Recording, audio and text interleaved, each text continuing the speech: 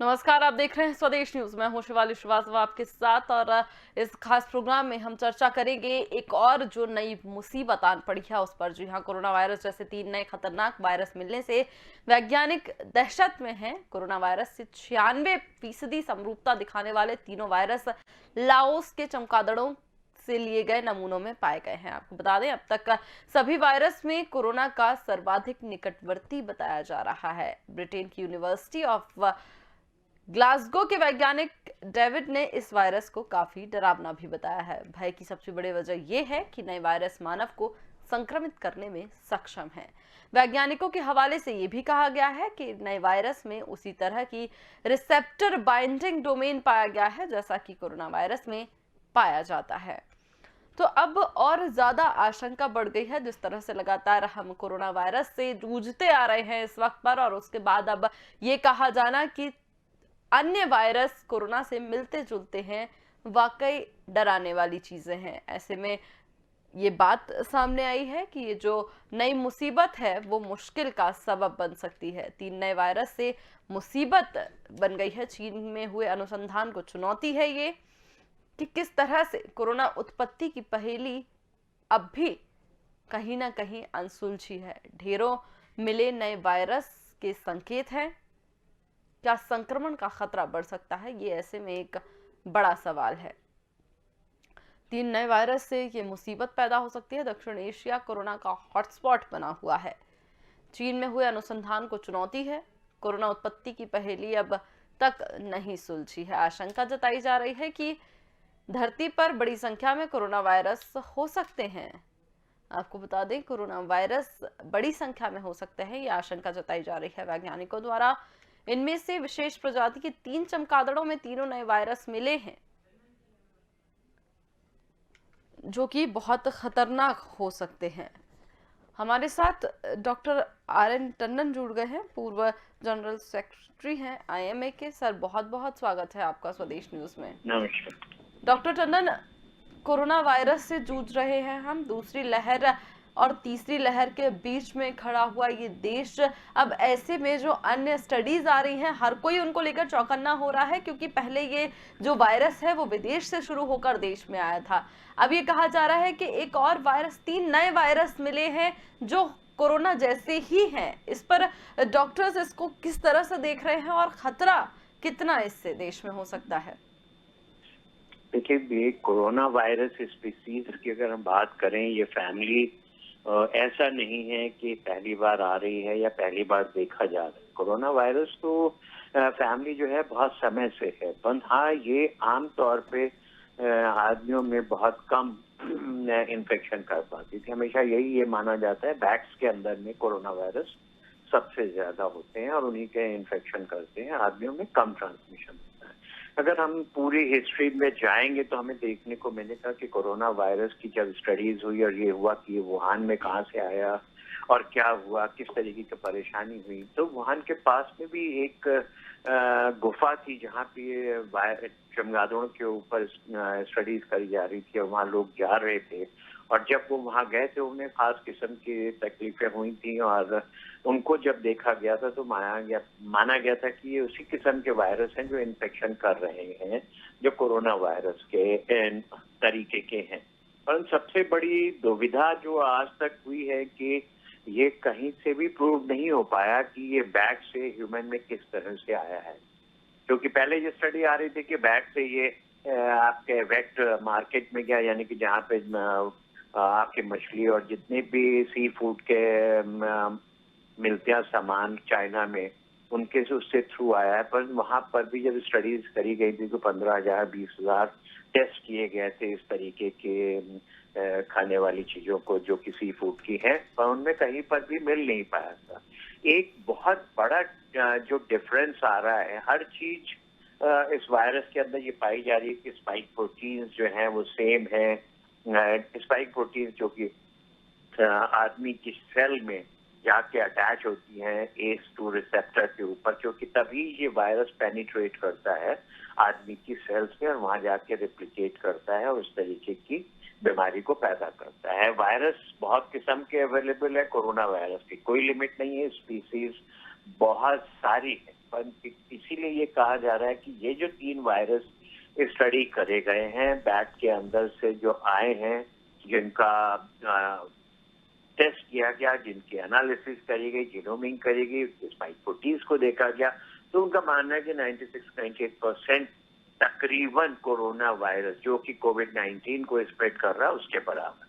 परंतु एक राहत की बात है, देखिए वायरस, आरएनए वायरस म्यूटेट करते हैं और म्यूटेट करने के बाद ये रिकॉन्स्टिट्यूट जाते हैं कि अगर 2-3 वायरस आपस में मिल जाए तो एक नया वायरस बन जाता है। उनका जो आरएनए है उनमें म्यूटेशन हो जाता है, तो रिकॉन्स्टिट्यूशन हो जाता है। तो इस तरह से भी वायरस म्यूटेट होते रहते हैं। परंतु हमारे लिए एक राहत की जो बात आ रही है कि जब इन वायरसेस के स्पाइक प्रोटीन्स को स्टडी किया गया तो प्रेजेंट कोरोना वायरस और इस वाले वायरस में जो अभी 3 डिटेक्ट हुए हैं लाओस में, आपके इन तीनों वायरसेस की स्पाइक प्रोटीन्स के अंदर एक खास किस्म की चीज है जिसे कहते हैं फ्यूरिन क्लीवेज, वो इन तीनों वायरसेस में नहीं पाई गई है, जो कि स्पेसिफिक है हमारे कोविड-19 वायरस के अंदर। यानी कि कुछ ना कुछ फर्क अभी भी है। तो इसलिए हमें चिंता करनी चाहिए, परेशान नहीं होना चाहिए, हमें अपना ध्यान रखना चाहिए, हमें प्रिकॉशंस लेने चाहिए, परंतु इससे इतनी गंभीर सिचुएशन को हमें नहीं लेना चाहिए कि ये कोविड जैसा वायरस हो जाएगा और ये बढ़ेगा।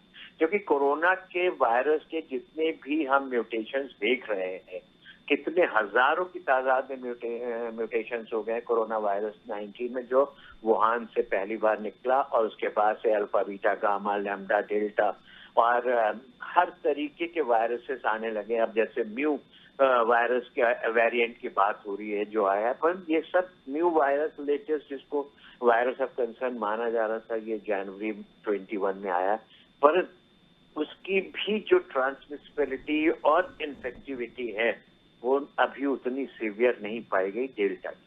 और हमने जिस तरह से डेल्टा को 3 महीने झेला है और डेल्टा ने जितने लोगों को इन्फेक्शन किया है, उसकी वजह से जो हमारे अंदर एंटीबॉडीज आ रही हैं वो हमें बहुत हद तक प्रोटेक्टिव मैकेनिज्म डेवलप कर चुकी है और हमें प्रोटेक्ट कर रही है इन सब वायरसेस के इन्फेक्शन से।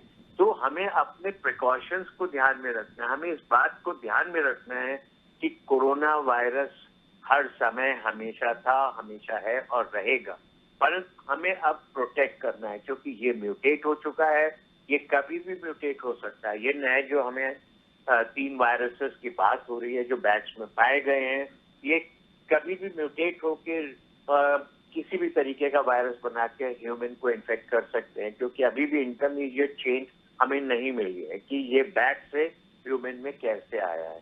ये सब स्टडीज चल रही हैं, क्योंकि अब ये माना जाता है कि जब ये ऐसा वायरस है तो ये भी हो सकता है कोरोना भी जो है, जो 19 कोविड है, वो भी नेचुरल वायरस होगा। पर अगर हम फ्यूरिन क्लीवेज की बात करें, वो मिसिंग है इन वायरस में, यानी कि फ्यूरिन क्लीवेज या तो साइंटिस्ट और वायरोलॉजिस्ट प्रूव करेंगे कि ये फ्यूरिन क्लीवेज जो है ये नेचुरल है या ये मैन मेड फ्यूरिन क्लीवेज था जिसने की इसमें ह्यूमन ट्रांसमिशन की कैपेबिलिटी आई और ये इतना ज्यादा इन्फेक्टिव हुआ, ट्रांसमिसिबल हुआ, जिसने विश्व भर में हंगामा मचा दिया, तबाही मचा दी। तो हर चीज के लिए हमें अभी इंतजार करना पड़ेगा और ये सब स्टडीज आती रहेंगी, क्योंकि विश्व भर में हर जगह इस समय सिर्फ कोरोना और कोरोना के इन्वेस्टिगेशन चल रहे हैं, चाहे वो वैक्सीन डेवलप करी जा रही हो या अब एंटीवायरल मेडिसिन के ऊपर भी बात चल रही है कि कोरोना के लिए एक इफेक्टिव एंटीवायरल थेरेपी भी लोगों को डेवलप करनी है, रिसर्च करनी है, क्योंकि जब तक ये एंटीवायरल थेरेपी अगेंस्ट कोरोना नहीं आती है तब तक ये सब सिर्फ वैक्सीन के ऊपर हम डिपेंडेंट हैं, क्योंकि सिर्फ 2 ही दवाइयां हैं जिनको हमने अभी तक पाया है जो हमें कोरोना में मदद कर रही लड़ाई में, वो भी है स्टेरॉइड्स और anti-IL-6 टोसिलिजुमैब वगैरह हैं जो दवाइयां जो हमें कर रही, पर वो कोरोना वायरस के खिलाफ नहीं लड़ रही। कोरोना वायरस से जो प्रॉब्लम इम्यून सिस्टम में हो रही है कि जो हमें स्टॉर्म आता है उसको रोकने के लिए, उसे कर्व करने के लिए इन दोनों दवाइयों का इस्तेमाल हो रहा है। एंटीवायरल जो पहले कभी डेवलप करी गई वेरियस डिजीजेस के लिए और डिफरेंट काइंड के वायरसेस के लिए, उनको रीट्राई किया गया था कोरोना में ये कितनी इफेक्टिव होगी। दूसरी तरह से जैसे कॉकटेल ऑफ एंटीबॉडीज की बात हो रही है, फिर से शुरू हो गई है कि cocktail of antibodies is important for corona virus, पर रिसर्च अभी भी इसी बात पे है कि हमें एक ऐसी एंटीवायरल ड्रग डेवलप करनी है, रिसर्च करनी है जो स्पेसिफिक हो कोरोना वायरस को मारने के लिए। तो जब तक ये सब चीजें आती हैं तब तक हमें अपने आप को बिल्कुल अच्छे से प्रोटेक्ट करके रखना पड़ेगा, चाहे किसी भी किस्म का वायरस हो, चाहे कोई वेरिएंट हो। और हमें एक चीज अच्छे से पता चल गई है कि इन इन्फेक्शन से बचने के दो ही तरीके हैं, एक है मास्किंग और एक है सोशल डिस्टेंसिंग विद हाइजीन। अगर हम इन तीन चीजों को हमेशा याद रखेंगे तो हम अपने आप को हर किस्म के वायरस से प्रोटेक्ट करते चले जाएंगे। परंतु अगर हमने लापरवाही बरती और वैक्सीनेशन को आधा लगा के छोड़ दिया, यानी कि हमने वायरस को म्यूटेट होने की और परमिशन दे दी, तो हमारे लिए मुश्किलें आएगी। अगर हम हर चीज के लिए सावधान रहेंगे तो ये पक्का है कि हमें इन सब चीजों से डरने की कोई जरूरत नहीं है। कारण ये है कि ये सब रिसर्च पहले भी होती थी, पर ये कोविड-19 से जो हुआ है विश्व में, जिस तरीके की परेशानियां आई हैं, जो तबाही हुई है, उससे आदमी डरा हुआ है। और ये ठीक बात है कि उस डर की वजह से ही आज लोग अपने आप को प्रोटेक्ट कर रहे हैं। उस डर की वजह से ही आने वाले समय में हम इस बीमारी को खत्म करने में सक्षम हो जाएंगे। और जहां तक वायरस की बात है, वायरस एक ऐसा पार्टिकुलर, खासकर आरएनए वायरस, कि ये हमेशा बनते रहते हैं, आते रहते हैं और बदलते रहते हैं, म्यूटेट रहते रहते हैं। जैसे इन्फ्लुएंजा वायरस के लिए वैक्सीन बनी हुई है, परंतु वो हर साल म्यूटेशन होते हैं, तो हर साल उसका कहा जाता है कि डोज लगवाओ अगर आपको इन्फ्लुएंजा वायरस से बचना है। उसका सिर्फ कारण ये है कि ये ऐसी चीज है जो म्यूटेट होती रहेगी और आपको परेशान करती रहेगी, तो उससे बचने का उपाय है कि वैक्सीनेशन हर साल। परंतु अभी कोविड के लिए कुछ भी नहीं आया है, सिर्फ यह है कि इस वैक्सीन को हम जो लगा रहे हैं, कोविशील्ड और कोवैक्सीन, इनसे हम अपने आप को बचा पा रहे हैं। इनका फ्यूचर में कितना रिपीटेडली हमें लगवानी है, हर साल, 6 महीने, 2 साल, इन सब के ऊपर अभी स्टडीज आती जाएगी। तो हमें इन सब बातों की चिंता नहीं करनी है कि ये 3 वायरस के म्यूटेंट्स आ रहे हैं, नए वायरस कोरोना की फैमिली के मिले हैं, तो हम परेशान होने लगे। नहीं, हमें अपने आप को प्रोटेक्ट करना है और हर चीज को समझना है। Prevention is the best policy. हर बीमारी, चाहे वो कैंसर हो, चाहे वो बैक्टीरियल इन्फेक्शन हो, चाहे वो वायरल इन्फेक्शन हो, चाहे वो एलर्जिक प्रॉब्लम्स हो, हर चीज का प्रिवेंशन है। और अगर हम अपने को मेंटेन कर लें कि हमें हर चीज को प्रिवेंट करना है, तो हमारा हेल्थ एक्सपेंडिचर 50% बच जाएगा। यही एक टेक्नोलॉजी है जिसको हम कहते हैं वैक्सीन, क्योंकि वैक्सीन एक प्रिवेंटेबल मेजर है और यही ऐसी चीज है जो हमारे हेल्थ एक्सपेंडिचर को बचा रही।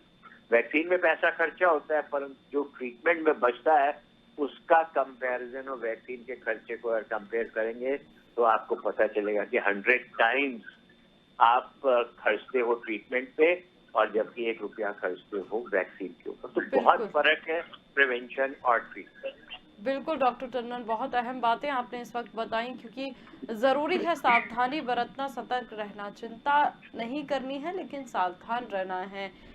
डॉक्टर करण पीपरे भी हमारे साथ जुड़ गए हैं, पूर्व सुपरिटेंडेंट है एम्स रायपुर के। सर बहुत बहुत स्वागत है आपका स्वदेश न्यूज में। डॉक्टर करण, जिस तरह से बात की जा रही थी, क्योंकि कोरोना वायरस को हम सब ने देखा, जिस तरह से हालात बेहाल हुए सब लोग, उसके बाद अब अन्य तरह के वायरस भी आ रहे हैं विदेशों में, क्योंकि इससे पहले शायद हम इतना स्टडीज पर नहीं ध्यान देते थे। नॉर्मल इंसान भी, आम जनता भी नहीं जानती थी कि विदेशों में क्या कुछ स्टडीज हो रही हैं, कौन से वायरस है। लेकिन कोरोना वायरस के बाद सब इतना ज्यादा जागरूक हो गए हैं कि हर विषय के बारे में आज इंसान जानना चाहता है। तो ऐसे में अगर बात की जाए नए वायरस की जो हम बात कर रहे हैं, तो ऐसे में क्या खतरा और बढ़ सकता है, या फिर जो हम कर रहे हैं, जैसे कोरोना अप्रोप्रिएट बिहेवियर की जो आप बात कर रहे हैं, सावधानियों की जो बात कर रहे हैं, वो हम बरतते रहें और कोई दिक्कत वाली बात नहीं होगी? बहुत बढ़िया, वेरी नाइस। डॉक्टर साहब ने बहुत अच्छी जानकारी दी। हमें डरना नहीं है, prevention is always better than cure, और हमें इसकी रोकथाम के उपाय करना चाहिए। डरना तो बिल्कुल भी नहीं है। हमने करीब 18-19 माहों से कोविड-19 वायरस से हम लोग जूझ रहे हैं, लड़ रहे हैं, और अच्छे हो रहे हैं। कोरोना हमेशा हार रहा है और जिस प्रकार से लोगों ने आशंकाएं और कुछ भ्रांतियां भी फैली हुई थी कि तीसरी लहर आएगी और बहुत खतरनाक आएगी, और जैसा कि सभी लोग जानते हैं कि कोरोना वायरस और उसके जो परिवार के जो सदस्य हैं, जो क्लासिफिकेशन उसका alpha, gamma, beta, delta, lambda, और ये सब प्रकार के जो वायरस हैं कुछ एनिमल्स में होते हैं, कुछ ह्यूमन बॉडी में होते हैं, और कुछ जो जीआईटी ट्रैक्ट से इन्फेक्शन स्टार्ट करते हैं, कुछ पल्मोनरी जो सिस्टम है उससे, और किसी भी प्रकार से उतना ज्यादा डेंजरस नहीं है, क्योंकि जहां तक सभी को इस प्रकार का अनुभव है और एक्सपीरियंस भी और ये बताता है, और साइंस एंड टेक्नोलॉजी और जो न्यूज मीडिया, वायरोलॉजिस्ट, चिकित्सक, आईसीएमआर की लगभग 2% ही डेथ या उससे भी कम हुई है और लोग अच्छे हो गए हैं। एक समय था कि करोड़ों को इन्फेक्शन होता था और सभी लोग अच्छे होते थे, कुछ जो कोमॉर्बिडिटीज वाले होते थे उनकी ही डेथ होती थी। तो मैं समझता हूँ कि इस वायरस से भी आपको डरना नहीं है, और जो और भी वायरस है, पृथ्वी में बहुत सारे वायरस हैं। डॉक्टर साहब ने बताया कि वायरस तो कई हजार प्रकार के हैं, कुछ एनिमल्स में होते हैं, कुछ चमगादड़ में होते हैं, कुछ मछलियों में होते हैं, पानी में, धरती में और वायुमंडल में, सभी जगह वायरस और बैक्टीरिया का भरमार है। और करोड़ों अरबों सालों से इस पृथ्वी में ह्यूमन बॉडी, पक्षियों ने और एनिमल्स, जानवर और जो भी एनिमल्स हैं, जल में हो चाहे थल में हो चाहे वायु में उड़ने वाले हो, अभी उनको और उनकी उत्पत्ति को संपूर्ण रूप से नष्ट करने वाला ऐसा कोई वायरस या बैक्टीरिया नहीं हुआ है।